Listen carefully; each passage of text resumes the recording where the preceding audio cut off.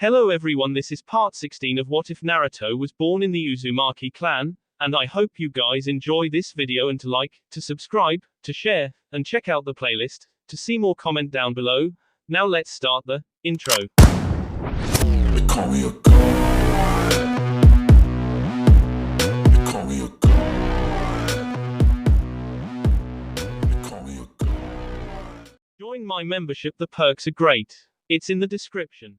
Kushina stood on the border walls of Azu alongside many of her clansmen. The sun was rising slowly in the far-off sky, bathing the lands in its light. Almost the entire clan had been gathered here and were witnessing a strange sight. It had been 2 days since her son, the fourth, left the village for a task known not to anyone. He had simply left Lord Arima in charge of the village and said he would be back soon. Many had resented his decision to leave the village when they were so vulnerable, but now as he returned there were cheers and admiration in the eyes of her clansmen. For her son was now returning, riding high on his fierce white wolf with an army of thousands marching behind him. The men following him were all dressed in the Akatsuki uniform and armed to the teeth. They marched with discipline and loyally behind her son. "Gods, how many men are there?" asked a startled Uzumaki. "I guess more than 7,000 inches," replied another older Uzumaki. "Just how many soldiers does Lord Fourth have under his command?" asked another in awe. The large army stopped when her son turned around to face them. He was giving them orders, and Kushina watched the soldiers scatter in different directions all around Azu, forming defensive lines. Thousands of them marched towards the sea, where Kushina saw the dawn of many ships in the far-off distance. Another group of allies, perhaps. She watched Lord Arima ride out the gates along with other senior Uzumaki commanders and met her son. They all bowed to him, a boy 2 decades their junior. He addressed them all and explained what was going on. When the commanders nodded back to the clan, signaling the newly arrived army as allies, the crowd cheered. She saw the people heap praises upon her son. The men seemed proud of seeing the power of the leader they had chosen, the women and girls swooning over him, and young boys staring at him in awe. When he waved at his people and smiled, they roared and cried for him. A lone tear fell from her eyes. Your father would be proud. When she looked at him, she saw Minato reborn. Their son may have inherited her hair and fair skin, but his eyes and face were like his father. He was a warrior and leader of men, like his father. He cared for his village deeply, just as Minato had for Konoha. And she understood why Minato gave his life for their boy. He had loved Naruto more than Kushina ever had. Protect him. She closed her eyes, fighting back the tears threatening to fall down her cheeks as she remembered the only man she had ever loved. Would ever love. For all his faults and mistakes, she still loved Minato and missed him more than ever. She felt a person arrive beside her and looked to see it was a boy. "It's time you two talked," said Nagato gently, as he stared at his friend. "Do you hate me?" asked Kushina, making her son's best friend look at her. "At first, yes. You and his father caused Naruto a lot of pain. But life is too short for bitterness," whispered Nagato with a distant look in his eyes. Kushina looked in those eyes and understood this boy missed his own parents, who were most probably yes. She had seen him and that girl Akano with her son. Those three were inseparable, had shed beef for each other on and off the battlefield. While she had sensed something between Akano and her son, with Nagato she could see her son and this boy were like brothers. In Nagato's eyes Kushina saw he truly cared for her son. The look an older brother had for their little brothers. Naruto is a leader of men and a fine commander. But he is still young and lacks a deeper knowledge of this world, unlike you. I have to go back to Akano too. War is coming, said Nagato, and Kushina could see he was worried for the future. You are his best friends and Uzumaki born. You should stay, insisted Kushina, knowing if these two left her son would be sad. A pained look arrived in Nagato's eyes as he stared at her. We are sworn ninjas of now, Kushina-san. And we have to protect the nation that sheltered us. Do you remember our clan's words? He asked patiently. Family, duty, honor, she repeated, speaking those words for the first time in years. She looked at him and saw a true Uzumaki. We march for today. Before I leave, I'd like to set things right between you and him so that I know there is someone who will fully back him but not hesitate to stop him from making any mistake. The clan does support him, but they all seem to be awed by his victories and the power he holds. I can't be here to watch over him, and neither can Akino. You must do it, he explained. With a final nod, he turned and started walking away, which made her ask him something. Why do you care about my son so much? Asked Kushina kindly. She saw him give a smile that said they had been through quite a lot. But there was also something much deeper in those eyes. Because he is my dream and an irreplaceable brother whom I will protect with my life. Kushina stood there watching the boy walk away and could not help but be proud of the good friends her son had made. Akino was all fire and fought like a brave dragon, while Nagato was gentle and kind like a beautiful lake. And she thanked the gods for giving such good friends to her son. Hanzo watched the triumphant leader walk into the room. His each step spoke of confidence more than ever, and the look in his eyes was of a leader who could win over the entire world. Considering the army he had brought him with and the other forces he might have hidden, Hanzo had a feeling Naruto Uzumaki might just do the impossible. Lord Arima said you were all leaving for Am, said Naruto seriously, his cheeks still red from riding long in the harsh winter. Yes. It was just the two of them in the small room, with Galatea and Mifune being busy in getting their own army ready to march back home. Can those men be trusted? Asked Hanzo quietly, thinking about the thousands that came with the boy today. Yes. The Am leader couldn't help but smirk on the boy's own cryptic answer. Hanzo knew such a large force was more than necessary to protect Azu from any major attacks from any other village. Even if the army was weak, they had the sheer numbers to overwhelm their enemies. Not to forget the other hidden forces which Hanzo knew now Naruto had. There was more to the boy than he had initially thought. You didn't bring such a large army just for Azu alone, pointed Hanzo, and saw the boy's lips twist into a smile. No. Hanzo couldn't help but smile. The boy knew what this old man wanted from him. But knowing Naruto, he would want Hanzo to request it regardless. That was after all the way cages should treat each other despite the good personal relationship. So, Hanzo put his pride aside and looked the boy right in the eye.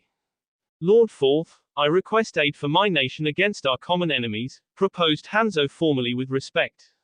You have supported my clan and my village a lot, Lord Hanzo. Azu shall stand by your side in this hour of need. I shall send 2,000 men to defend your village and provide all supplies as well for the army, confirmed Naruto. Hanzo, despite his experience as a cage, couldn't hide his shock. The boy was giving him a force that was almost larger than Am's own, excluding the samurai. And the boy was yet not done as he continued. When the time is right, I will personally march to Am and destroy Iwa once and for all. I only ask you to be ready and stand by my side when the time comes, said Naruto with conviction and determination burning in his eyes. You have my word on that, Lord Fourth. We shall destroy our enemies together to usher in a better future for both our villages, promised Hanzo with a smile. They both shook hands, and it was only then Naruto's demeanor changed as he gave Hanzo a relaxed smile which the old man returned with his own. I always repay my debts, he said, and Hanzo couldn't deny that anymore. I know now, Naruto. What do you plan to do now that you have an army? Asked Hanzo curiously, and was very interested in knowing the many miracles this boy could show him and the shinobi world. I will conquer Kumo and the land of lightning. Hanzo had known about the boy's intentions from the previous meeting before he left and could now see why he had been so confident back then. Naruto Uzumaki had many cards up his sleeve. Then I'd like to offer you some fighters of mine who can aid you in your mission, offered Hanzo sincerely. After what the boy had done for Am, it was not just his duty but his desire to help the boy. Hanzo, you don't have to, he denied, but Hanzo had other plans. You have a large army and a few good Uzumaki commanders to lead them. But they are not many, so I'd like to give you Yahiko, Konan and Daibatsu. Those three are young and fine ninjas. You can give them some commanding roles which would only help them grow for the battles that would follow after, explained Hanzo. What about Nagato and Akino? Kyusuke? Asked Naruto curiously, but the old man shook his head. Nagato has been working these past few months helping Am set up a barrier system around its borders that can alert us in case of an attack or intrusion. It is vital that he come back with us to finish this important work for our village. Akino is one of our senior medical ninjas who is also training many new medics who will be required in the coming war. I cannot spare her. As for Kyusuke, I intend to send the boy for a scouting mission deep inside Iwa to gather intel for our planned operation against the Tsuchikage, explained Hanzo briefly. Naruto didn't like having his team and all his friends split as such in half. But from a rational point of view, Hanzo was right. While Nagato and Akino had seen war, the rest of the team had not. Sending Kyusuke to Iwa was risky but would give him a great experience, not to forget vital intel that would help the Momonoki. And his two childhood friends had important tasks to accomplish that would help them in the coming Great War. As for the remaining three, Yahiko and Daibatsu were good fighters who would develop greatly as battle-tested shinobi in his campaign against Kumo. And he could not deny Konan, she was a sharp woman who had all the traits necessary to be a leader, even his second-in-command if she wished. Hanzo waited and watched as the boy contemplated his choice. It was a test for him as to whether he could see a bigger picture over his heart's desire, and he didn't disappoint with his decision. Very well, Hanzo. It is the best choice, I shall lead those three, agreed Naruto. And I will look after the rest of your team. You have my word, promised Hanzo sincerely. I'll hold you to it. And Hanzo knew the boy meant it. For if any harm came to either of his childhood friends, there would be. I again thank you for helping me and my village. I wish you safe passage on your travel back home, wished Naruto with a smile, and gave a small bow. Hanzo repeated the gesture and wished him good luck in the war. He would need it. As the boy turned to walk away, Hanzo knew he had to warn him of something that had been troubling him for the past few days. Be ready for Konoha and don't trust them, son. They will come to take your mother back and they won't be gentle, warned Hanzo. The sheer amount of fierceness that was born in the boy's eyes was enough to make Hanzo remember he had the Uzumaki bee in his veins. Then they will feel the wrath of my clan. Konoha. Hiruzen Sarutobi hated war. His tired eyes watched another one of Konoha's sons be buried in the field of fallen. He had watched the boy grow into a fine shinobi and was a person who was meant to succeed him as Hokage. The good ones always s. He watched his people, shinobis and civilians standing all together. Almost the entire village now stood in front of him, many eyes were moist and full of grief, several more full of silent respect for the man who gave his life for Konoha. Mikoto Uchiha stood silently at the front dressed in black, her face a mask of silent beauty grieving for her lover and the father of her son. Obito was blank, his eyes a mirror of nothingness as he saw his father be buried in the ground, but there was no body and would never be. It would just be a tombstone with the real hero having fallen in the lands of their enemies. The man who took down an entire nation. Regardless of his personal faults or shortcomings, Hiruzen knew Minato would be remembered by the entire world as a great warrior. So, he stepped forward and looked his people in the eye.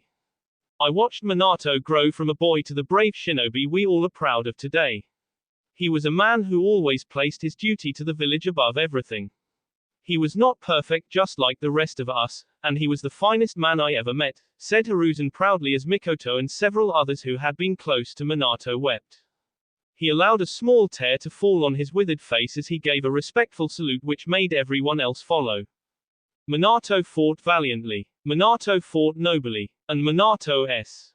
And that day the hidden leaf wept for its lost son.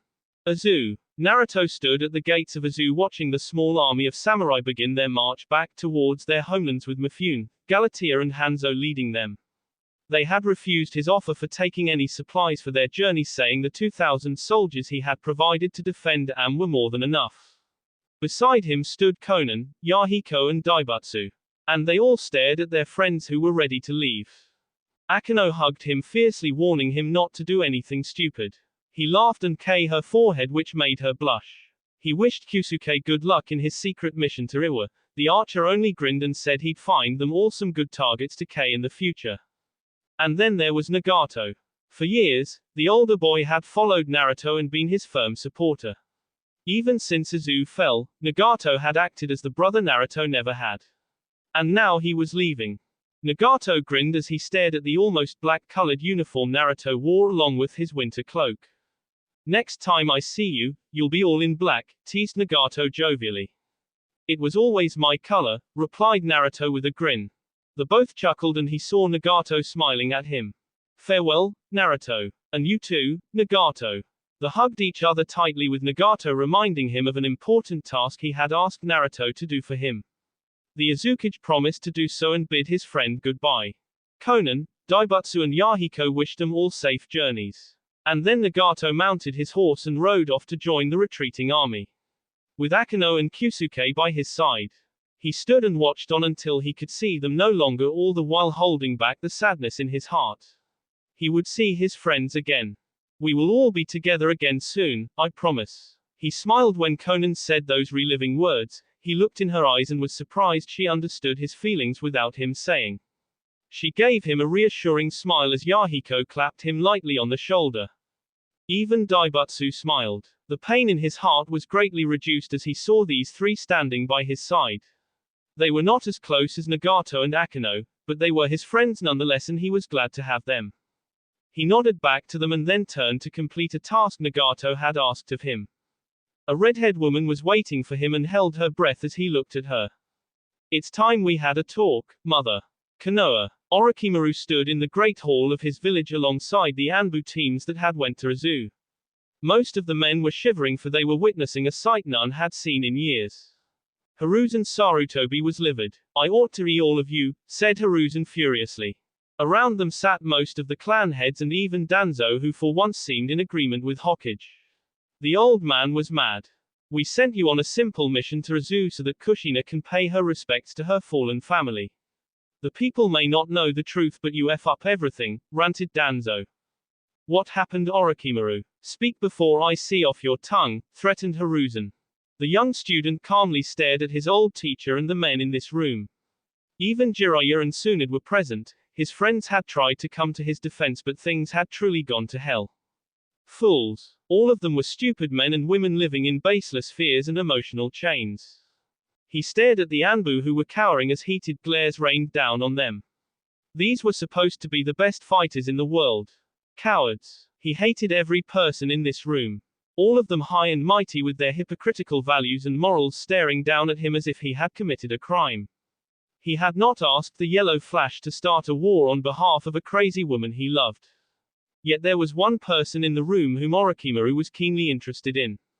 He had asked for him to be here despite Hiruzen's objections. Orochimaru even went as far as to resign as a shinobi, which finally made his old teacher cave in. And Sorobito Uchiha silently stood in a corner with his lifeless eyes staring at them all. The boy was wearing his uniform and was armed, but he was a S-man. Not for long. Orochimaru grinned sinisterly as he made up his mind. Soon, these fools will follow him. He would make it so. Minato-kun, now no one can stand in my way from becoming Hokage and doing all the great things I have dreamed of. Thank you for voluntarily. Orochimaru, snapped Hiruzen, bringing his student out from whatever hideous world he was in. Ah, yes, the reason Minato is the reason Kushina is not with us is quite simple. Akatsuki. He smiled on seeing that he had now got their attention and put an end to the useless anger for now. What about them? They are just a small-time mercenary force, dismissed Hiashi Hyuga. The same force that freed Izu and its survivors from Kumo. The same force that currently holds Kushina Uzumaki hostage. Asked Orochimaru mockingly. Chaos broke out in the hall with the clan heads and other commanders arguing over this news. Only Hiruzen and Danzo stared at him with their silence.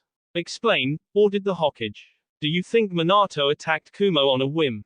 That he wanted to start a war without reason? That he was fool enough to risk his life like that? Asked Orochimaru patiently. He had to carefully weave a perfect tale or all their heads would be off.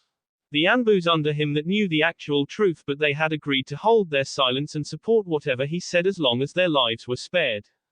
Why? Young Obito's question in his sorrowful voice drew many sympathetic looks from the people in the room. The boy had after all lost a father just weeks after losing his best friend. The one responsible for Kakashi's death, the one responsible for Kagami Uchiha's death and many of our shinobi, is also the one who forced Minato to S. Silence prevailed in the large hall as every person took in his words. Tears welled up in Obito's eyes and he stared at Orochimaru with his two Tomo Sharingan. A cursed power he unlocked after losing his best friend. Hiruzen watched his student give a nod to an assistant who nodded and lowered the video screen. Orochimaru then passed some pictures to the man. Soon enough the picture of a young redhead boy maybe a year or two older than Obito was presented on the screen. Meet Naruto Uzumaki, leader of the Akatsuki, the fourth Azukage, and son of Minato and Kushina. The shock that passed through the hall was even greater than the time when they heard Minato had S. Every person stared at the boy, and in his face they could see the features he had inherited from his parents. Minato's face and beautiful eyes, and Kushina's bright red hair. Hiruzen had gone deathly pale as the baby he had once given away forcefully now stood before him with those cold blue eyes. More pictures were passed. One showed the Uzumaki clan choosing the boy as their leader, another of the boy leading the Akatsuki forces on the battlefield, and the last one which showed Naruto Uzumaki fighting with his dark chakra. There was no mistake now. Naruto Uzumaki was the greatest enemy. Again many reminded the Hokage that his decision to give the boy to Izu had been a mistake. Orochimaru cared not for any of these fools and allowed them to bicker back and forth. All this farce he had created was for one purpose alone, a theory he wanted to test, a move that he could see had started to create my ripples. Tell us everything, Orochimaru, commanded Hiruzen tiredly. So he smiled and told him a tale that would change everything. In his favor, of course. He told them how his group reached Izu to see the village still existing in bad state, how Kumo had either survivors, the moment where Naruto arrived with his Akatsuki to lead AS charge against Kumo forces commanded by the Raikage himself, the moment when Minato and Kushina discovered their son to be alive and rushed to save his life from his own folly. He told them how Izu was won thanks to Minato and Kushina, the moment when their beloved son turned on them and captured Kushina. The cruel boy went on to imprison his own mother and forced his father to attack Kumo or see Kushina. Why didn't Minato just kill the boy? Asked Danzo distastefully, and many others agreed with that question. The boy was his son and Minato loved him. He also had the Akatsuki and entire Izu backing his madness as they all swore to get revenge on Konoha for us not helping them. Our brave Yellow Flash didn't want to kill his son nor could he let Kushina, so he attacked Kumo in hopes of preventing war between Izu and Konoha. He is a hero betrayed by his own B, said Orochimaru sadly, but inside he was laughing on seeing the heartbroken looks on the faces of these fools. He had told them a story they wanted to hear. All of them were just grown-up children wanting to hear a tale that would sate them. And Orochimaru had simply obliged their request. But Hiruzen stared at his student and there was suspicion in those old eyes. The Hokage asked the Anbu whether this was all true, and all of them said the same thing. The entire hall erupted with cries for war, for justice, for Izu to be shown its place, for Naruto to be hanged for his crimes. Even Danzo urged Hiruzen to go to war after Orochimaru signaled the old crone that it was beneficial for them both if the boy was killed before he revealed the real truth of how they had attacked the Uzumaki survivors in the first place when they had came to Konoha requesting shelter. When Hiruzen gave the signal, Jiraiya and Tsunade shouted the rest of the hall down. Silence stretched as the Hokage looked down at everyone. The old man then spoke in his tired voice. Izu has been our sworn ally since the beginning of both our villages. Our people share ties of B, began Hiruzen. But sensei, Orochimaru couldn't say anything when his teacher unleashed his massive K intent subduing everyone who wanted to oppose. I am the third Hokage, boy. You have said what you wanted to say and I listened, now keep your mouth shut and listen. You have already failed me once by not helping Minato and staying in the shadows like a coward only gathering this intel, spat Hiruzen bitterly. So I should have joined Minato in his folly and start a war with Kumo, then along with these Anbu. Forgive me if I am not so dumb enough, sensei, retorted Orochimaru, what was this old crone doing? This was not how he was supposed to react. Silence. Orochimaru seethed as he was spoken to like a child by this man. But he looked at the rest of these hypocrites and saw many agreeing with Hiruzen even knowing they would have done the same in his place. We are already at war with Suna. I will not go to war with Izu, declared Hiruzen. Jiraiya. Tsunade. The Hokage's other two students stepped beside him and he looked at them both intently. You both shall go to Izu under a peace banner. Tell Lord Fourth I want a meeting to end this madness between our two great villages, commanded Hiruzen. Hike Kagami and many of our shinobi. Shouted Fugaku, the new Uchiha head. Hiruzen glared hard at the young man which made him flinch. Kagami would never want more Uchiha children to s for him. A war with Izu would do just that, scolded Hiruzen. There was again some faint murmuring but Hiruzen paid it no mind and instead looked at his two prized students who were both giving him approving smiles. We will not dishonor Minato's s. Get me an audience with Lord Fourth at any cost, commanded Hiruzen, knowing these two were the ones in favor of peace the most. For Jiraiya loved his student Minato like his own son, and Tsunade, who was also part Uzumaki through her grandmother Mito, cared about Kushina. We will not fail, sensei, promised Tsunade with a fire in her eyes. The Senju and Uzumaki were family, and Lord Fourth had an obligation to allow his kin Tsunade passage into Izu regardless of his hate for Konoha. We will put an end to these flames of war, promised Jiraiya. Hiruzen smiled and wished them both good luck. These two were his pride and joy, and he knew they would not fail him. As Jiraiya and Tsunade walked away to complete their tasks, Hiruzen saw Danzo and Orochimaru exchanging secret looks with each other. There was still some grumbling among his people, and Hiruzen s his fist on the table, silencing them all. Hashirama and Tobirama would never forgive him if he killed their Uzumaki kin and destroyed their only ally in the world. Couldn't his people see that?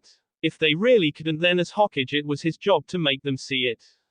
There will be no war with Izu.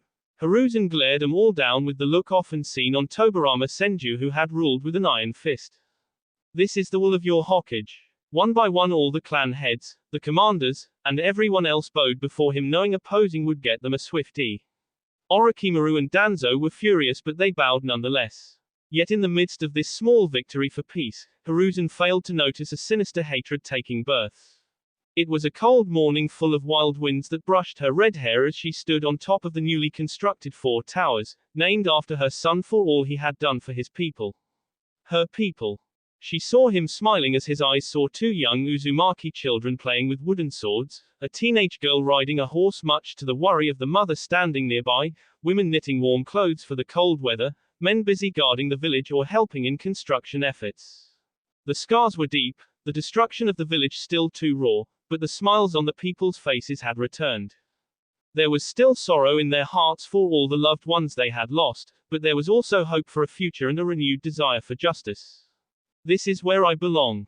Kushina couldn't help but feel this in her heart as she stood in her homeland, between her clan, and her only son. He was her pride and joy, for she could see the fine man he had become. He petted the white wolf standing guard by his side, earning an approving smile from the beast. Suddenly the wolf walked towards her and she tensed. You're my bee, he'll not harm you, said Naruto encouragingly, and watched as his mother gently knelt down and touched the wolf's end gently. It licked her cheek affectionately, earning a small laugh from her son. He likes you. What if it didn't like me? Asked Kushina hesitantly. Well, it would have chewed your head off. Somehow, Kushina didn't doubt her son's words, for she had seen this giant wolf, which was as large as a grown horse, tear through dozens of Kumo ninjas during the Battle of Izu. It had fiercely protected her son and followed him loyally wherever he went. He's bigger than any wolf I've ever seen, commented Kushina, earning a nod from her son. Hanzo told me it's a direwolf. Rare creatures they are who bond only with a selected few. Hanzo's brother was the only one with whom this wolf bonded. Hanzo gave him to me then, explained Naruto. You should not call him just the wolf, it's your battle partner and a loyal friend. He should have a name, insisted Kushina, much to her boy's surprise. I didn't think about it. He was silent for a few moments before looking at her with a kind smile. Give him a name. Me? Asked Kushina in surprise. Why not? She blushed. I'm not good with names. I gave you your name and you named me. He asked in genuine surprise, making her nod along with a small smile directed for him.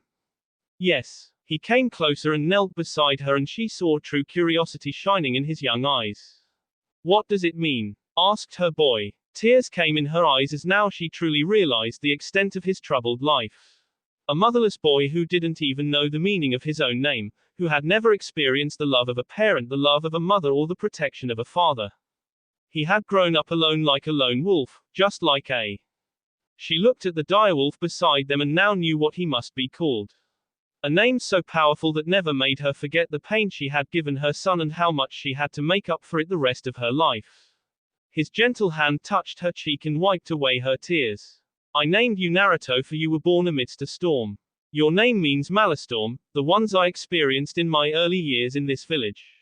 I hardly remember my own family, for I was taken from my home very young to serve as Konoha's Jinchuriki, but I remembered those storms and named you after them in memory of the home I lost. He bowed his head, and when a drop fell to the ground, she knew he was crying.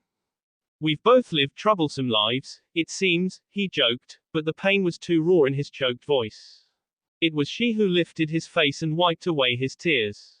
In those eyes that were so much like Minato's, she saw the faint hope in his heart as he looked at her. She could see how much he had longed for a family yet never said his feelings out loud. We're home now. His eyes slightly widened on her words, and the next thing Kushina knew was his strong arms wrapping her in a warm embrace. She returned the gesture of acceptance wholeheartedly as tears fell from her eyes. She remembered apologizing to him over and over for not being there for him, for not being able to love him, for not cooking a good meal for him, for not walking with him to his first day at the academy, for not celebrating the day when he became a ninja, for not being there for so many things. He never said a word in return, but with each apology of hers, his arms hugged her so fiercely, and she knew he was reliving his painful life. But then he said something that gave her hope. I missed you, mother. They hugged each other for a long time, with the direwolf taking turns to wipe away the tears. It was a bizarre sight to see such a fearsome creature do such a humane thing, but he did it nonetheless. When they parted from each other's arms, she gave him a smile, one which he returned. Her gaze then shifted towards the direwolf, who was licking away her son's tears. It was a beautiful creature with snow-white fur, red eyes that could terrify any man, and a body strong enough for her son to ride upon. Ghost. Naruto blinked when his mother said that word while looking at his direwolf. He then remembered his own life as a living ghost all those years as he lived in a zoo. He remembered the times being a ghost when he became an A, and the times when his heart longed for the ghosts of his parents. It's a good name, he said with an approving smile. Kushina repeated the name again, and this time Ghost tackled her to the ground and started licking her, earning a melodious laugh from his mother. And Naruto couldn't help but realize how beautiful she was, how innocent and kind Kushina was despite all that had happened to her. Looking at her reminded of a girl he had grown up with. One who was just like Kushina. He made a silent prayer for her safe return to Am. Nagato had told him to give Kushina a chance. Akeno had fiercely opposed trusting her after all the pain she had given to her son. But Nagato had managed to get a promise from Naruto to give Kushina a chance at least. He had been skeptical, Akeno had been completely opposed, but they both trusted Nagato after all the three of them had been through. In the end, Akeno had relented, only asking him to be careful. Looking back now, he couldn't help but realize Nagato had seen what Naruto had truly wanted in his heart. And pushed him to get it despite all the opposition. Thank you, brother. It was not going to be easy, for both mother and son didn't know each other very well. She didn't even know about all the horrible things he had done in his life, the bad habits of smoking, drinking and whoring he had developed over the years. Kushina didn't know many things about her son. But what he could see in her eyes was that she loved him with all her heart. It was hard for him to trust people, especially the ones who had hurt him, but with her he was willing to take a risk with her. Kushina walked through the streets with her son by her side. Almost everyone at least called her son Lord Fourth, some even came to meet him, although most of them were young women and girls.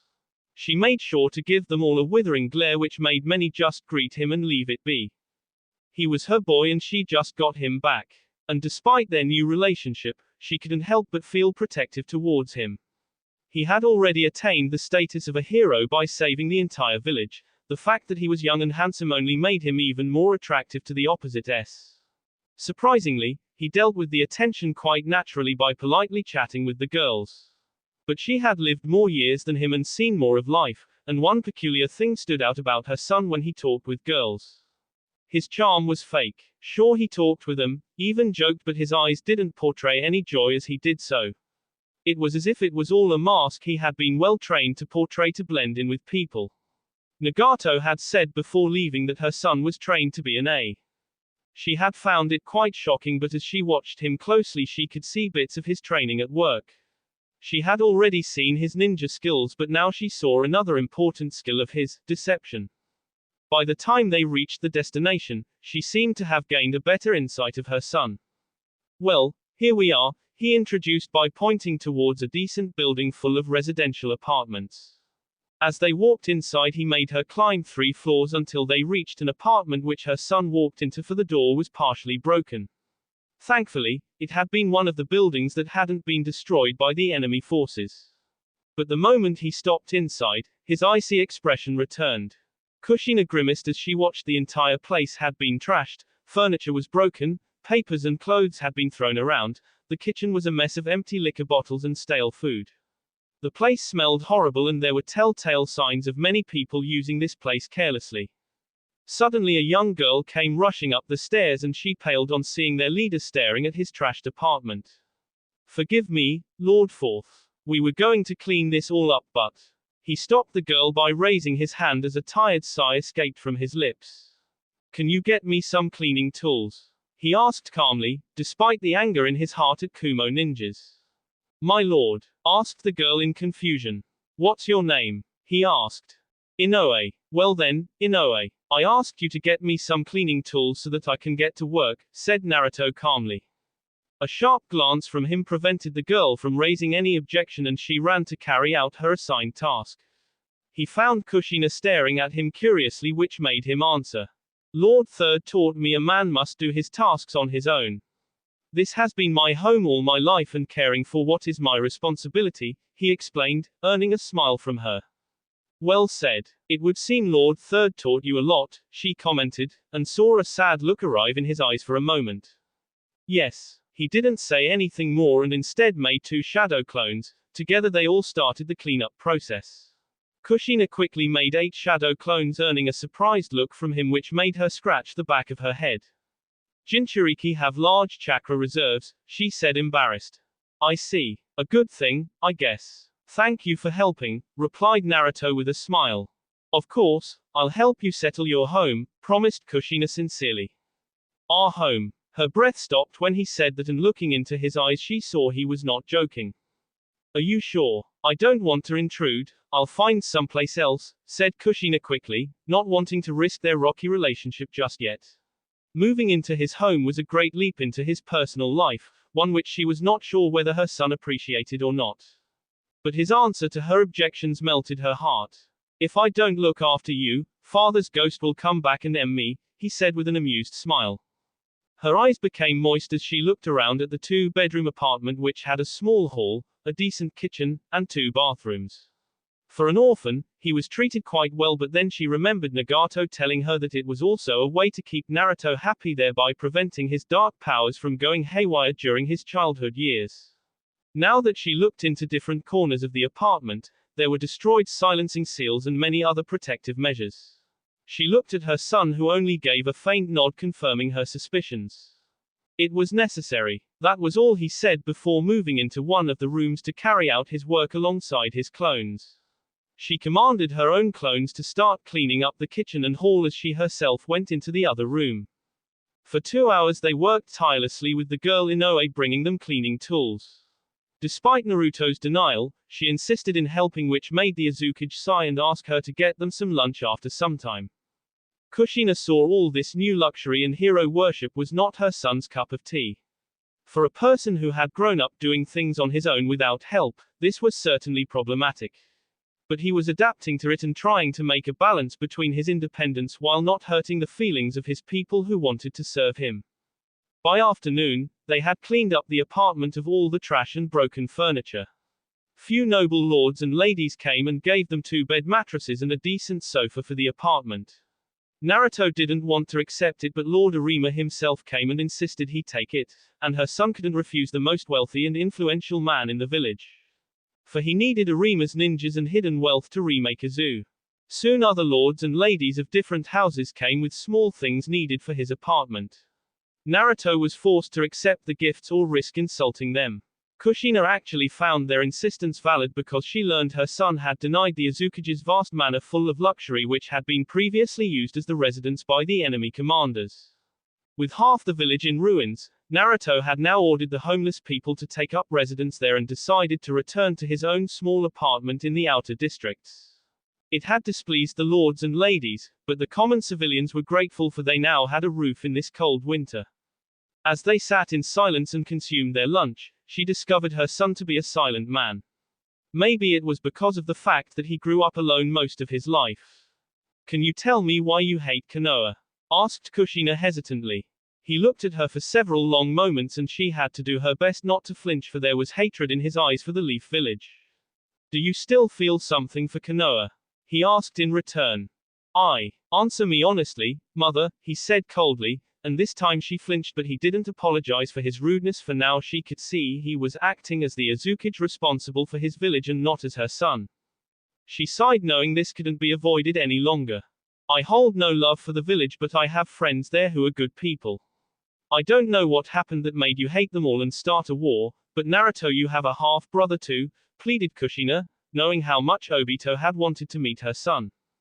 The sweet boy had even promised to get Naruto back to Konoha before going to war. I know. I nearly K him too. His words nearly gave her a heart attack as she stared at him in horror. He then explained the ambush he had staged, how he K all those Konoha ninjas and saved Suna prisoners, how Kakashi took the K blow aimed for Obito and S.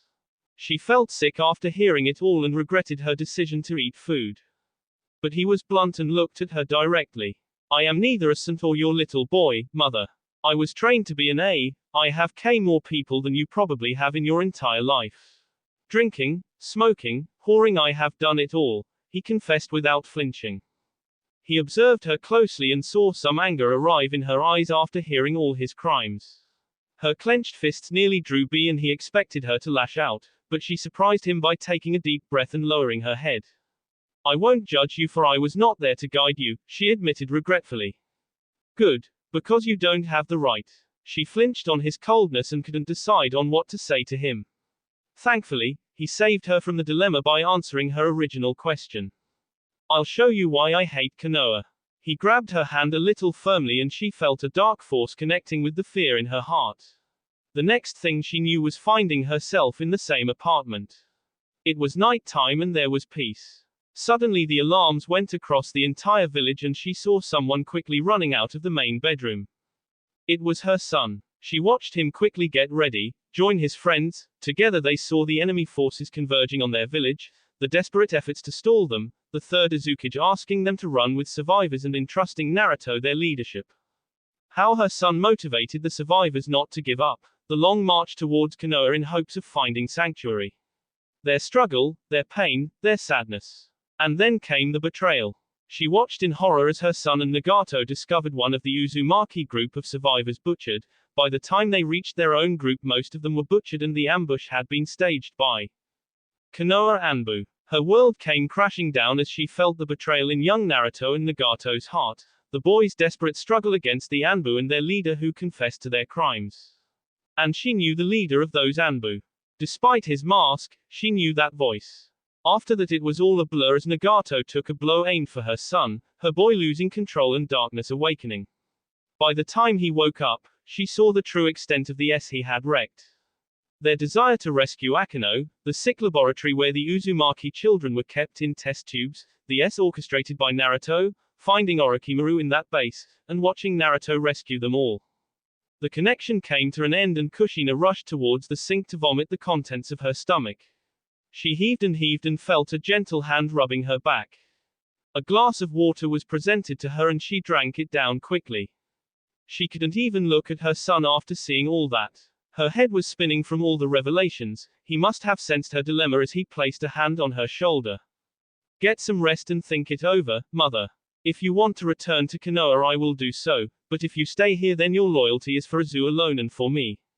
It means forsaking your friends in Konoha, forsaking Obito. I'm sorry for being harsh, but this is the reality. Konoha will definitely start a war with us for getting you back, he admitted. I don't want anyone to S for me.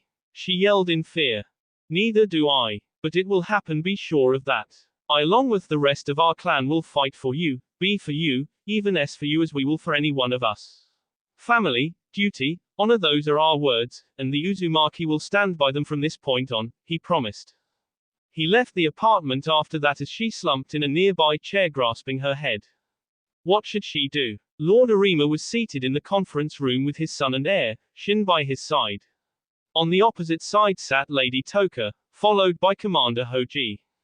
They were all that was left of Azu's leadership, the rest being either K or E after their village's defeat. Hoji was an aged warrior who had served the previous two cages. Even at 55 he was a formidable shinobi with years of battle experience.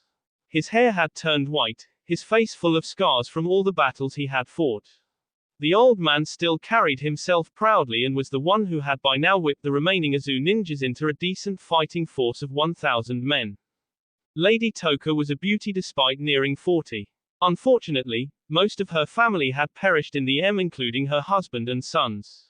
It was her infant nephew that was the heir to her ancient house. Despite supporting the fourth, she was the one still hesitant to launch any war. Lord Arima glanced at his own young son. Shin was almost the same age as the Azukage. Before the he had just been a Chunin, but now due to lack of shinobis he was promoted to Junin. He was one of the most staunchest supporters of Naruto, for Shin wanted to get revenge on Kumo for his elder brother, Matsuro. Shin was all that was left of Arima's 3 children. His daughter had been L and M, his elder son and heiress protecting Azu, which only left Shin. No, he had another. A child he had not acknowledged his entire life, for it was a bastard. It had been so many years ago when he had been an impulsive young man who fell in love with a Kumo Kunoiki. Ayano. Thinking about his first and only love brought forth a torrent of regrets. Arima remembered the day his own father found out about him and the Kumo Kunoiki. Arima remembered foolishly threatening to forsake his house and village for the woman he loved. Yet fate had something else in store for him. Ayano's giving birth to their child and her family refused to foster the babe. He remembered secretly infiltrating Kumo and stealing his first offspring from a horrible orphanage. He remembered bringing her back to Azu and his own father refusing to give her a place in their house. Arima was heartbroken. Their house was the most powerful force in Azu, and even the Azukages took their counsel before making any major decision. Arima's crimes of creating a bastard daughter would have destroyed his house's reputation. But he had still fought for his first daughter and managed to convince his father to spare that child's life. Arima watched her grow from afar, and day by day she became the exact replica of her mother. He had named the girl after her mother, and she would have been his first true child if she had not been a bastard born out of wedlock, just like Naruto Uzumaki, whose own parents didn't marry, making him a bastard. But unlike Lord Fourth, who faced the scorn and hatred for being a bastard, Arima's daughter lived a normal and happy life, for he made sure no one knew her dark secret. He did his duty as the heir to his house by taking up a wife and siring 3 legitimate children. But he never forgot about his firstborn and was today proud of the Kunoiki she had become. She was Ayano reborn with all her mother's beauty and that same hot-headed personality, and Arima's heart wept for that girl who had his eyes now was so far away from him. But it was also true that because of her common-born status that she managed to survive the for the enemy had hunted down the heirs of noble houses, including Arima's other 2 children. It was only when Arima surrendered did the enemy allow his only remaining son Shin to live. Then Naruto returned to save them all, and with him came Arima's lost daughter. She believed in Naruto and vouched for him, which was the reason why Arima and his house accepted him as leader. Akano would probably never know him to be her father, but Arima was proud of her. So how goes our village? They all were quite startled when Lord Fourth entered the room in the form of a dark smoke through the window. He materialized into his person before them and asked them a question casually. A chill went down their spines as they were reminded of the fact that he could kill them all if he wished to. The only thing stopping him was the fact that he was truly loyal to Azu and its people. My lord, it's a good thing Kumo brought with him enough food rations and water to last 2 years. It's all safely stored and can be used by our people. Our farms are mostly undamaged along with the hospital and warehouses. But shelter is a problem because many of our buildings are damaged or destroyed. As for our wealth and coin, they're safely lying in our great vault, reported Lady Toka. We have reactivated most of the defensive measures across our lands. I've whipped most of our fighters back into shape. They are ready to follow you, promised Commander Hoji. Good, then let us burn Kumo to ashes, proposed Shin excitedly. Be patient, son. Kumo may have lost their leaders and half its army, but they are still stronger than us, warned Lord Arima, earning a frown from his son. Before any further argument could break up, their leader got up from his chair and instead walked towards the board on which the Shinobi world map was hanging. Picking up a wooden stick from a nearby table, he pointed it at Azu. Tell me, why were our village's strategic strengths preserved by our enemy? Including our small naval fleet? Asked Naruto. Arima walked towards his leader and looked at the small nation of Azu on the map. He then considered that despite all the tragedy, Kumo had been playing a bigger game. He then saw where Kumo's true aim was. Azu had just been a minor objective to complete. They wanted to use Azu as an advanced garrison base. From our lands, Kumo could stretch its supply lines and be in a better position to launch deep strikes on either Kiri or Konoha, said Arima in surprise. The Reikage was quite the thinker. Hoji also arrived beside them and saw the same thing. Gods, whispered the commander. What's the matter? We must face them in open combat and get justice for our people no matter the odds. Urged Shin, uncaring of the true game the enemy had been playing at. Naruto disdainfully glanced at the young heir of Arima's house. The fool didn't even understand that their faction stood no chance against Kumo in open combat on their home ground. Knowing the lightning daimyo, he would use an invasion as the perfect opportunity to rally his crumbling nation. The Akatsuki army were all transformed Zetsu soldiers who were barely decent soldiers. Their only advantage was their sheer numbers, which would mean nothing if battle-tested Kumo commanders managed to crush them. But as he watched his people argue for and against the prospect of open warfare, he couldn't help but sense their hesitation and low confidence. Lady Toka was more inclined to focus on rebuilding Azu and leave any revenge for the future. Commander Hoji and Ken were demanding war and in favor of open combat. But Arima was silent and hadn't voiced his opinions. The Lord had played a key role in Azu's defense against 3 great villages and had a better sense of warfare than the remaining people in the room. He was not a true battle commander like Hoji behind whom soldiers could rally, but he was not a fool. Leave us, commanded Naruto, looking directly at all except Arima. They were all about to protest, but one withering glare from him had them bowing and swiftly exiting the room. It was only then did Arima speak. They are fools. Naruto couldn't help but smirk on realizing this man shared the same opinion. When Arima looked at him, for a moment Naruto was reminded of Akino's eyes. We must make our enemies pay for their crimes now. But for that we must forsake our honor and morals, advised Lord Arima. How so? Asked Naruto, earning a knowing look from the older man. You were an A, Lord Fourth. Katsuro trained you to do things which most of our clansmen will find dishonorable. What they fail to see is that this is a F-up world with no place for honor. That era is long gone, said Arima tiredly. That is true, my lord, agreed Naruto, as Arima looked at the large army still guarding their village. Our people are not yet ready for the kind of war you need to wage. I would have agreed with them before the M, but watching those Kumo bastards destroy my beloved daughter and M her after has left little honor in my heart for our enemies. They will continue to terrorize our people, but I want them to know that no matter what happens, the Uzumaki don't submit to terror. We make the terror, said Arima with pure hatred burning in his eyes. Naruto couldn't help but nod his agreement and be impressed with this man who was willing to do what was necessary even if it stained his hands forever. He had scantly known Arima before the M, a man of few words but a loyal ninja of the village. Usually a reserved man who advocated peace but was now the one vouching for war. Watching his daughter be L and M had truly changed him. It was the same with Akino, who still wanted every last one of their enemies to burn for M the people. Lord Fourth, promise me justice and I shall make these fools obey every command of yours no matter how dishonorable, promised Arima, true desire for revenge burning in his eyes.